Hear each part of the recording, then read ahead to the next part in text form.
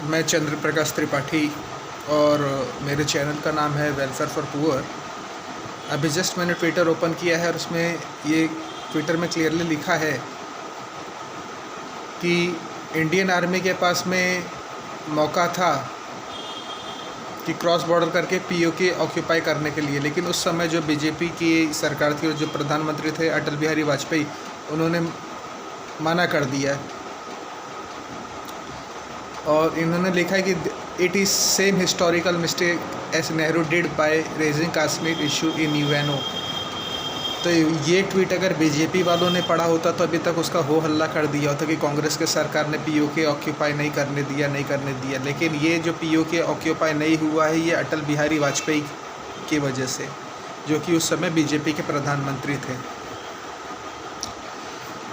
दोस्तों मैं अपने ट्वीट के चैनल से हर दिन कोशिश करता हूं कि आप लोगों की आँख खोलूं, लेकिन ऐसा क्या पता आप लोगों के दिमाग में क्या भरा हुआ है कि आप लोगों की आँख खुलती नहीं है।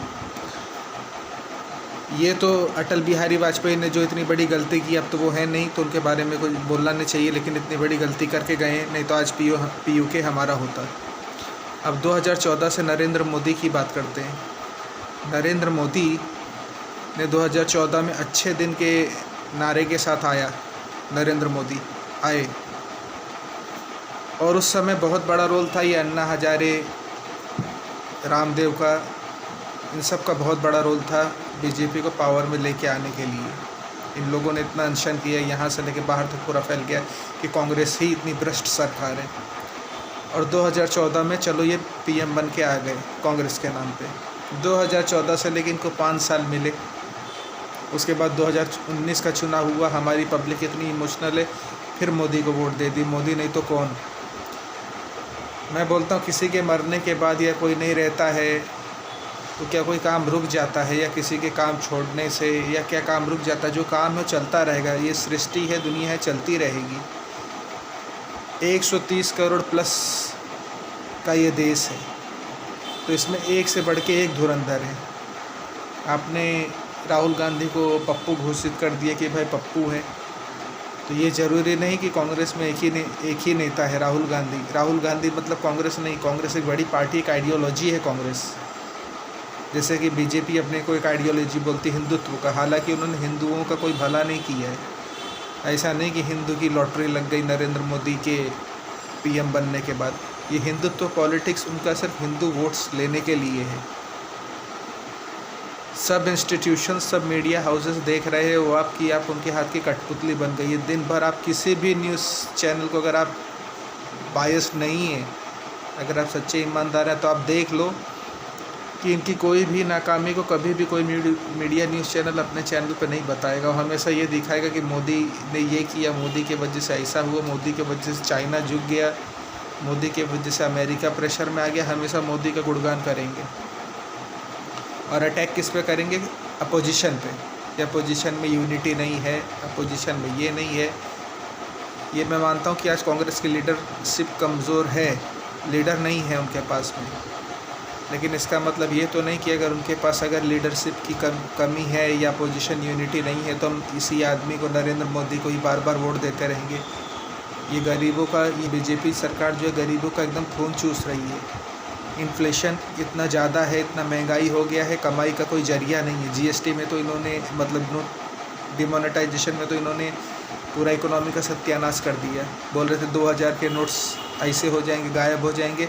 अभी वो अर्पिता मुखर्जी के यहाँ पे जो पकड़े गए पूरा 20,000 करोड़ कैश, उसमें 2000 के नोट तो ऐसे फेंके हुए थे कचरे के जैसे। और ये सिर्फ अर्पिता मुखर्जी की बात नहीं है, जितने पॉलिटिकल पार्टी हैं, जितने पॉलिटिशियंस हैं, सब करप्ट हैं। मोस्टली 99% करप्ट हैं। जितने बीजेपी वाले हैं, आप उनके ही ऑफिस में घर पे रेड्स करवाइए, देखिए वहाँ पे से कैश मिलता है कि नहीं। ये कोई फ्री सोशल सर्विस नहीं कर रहा है।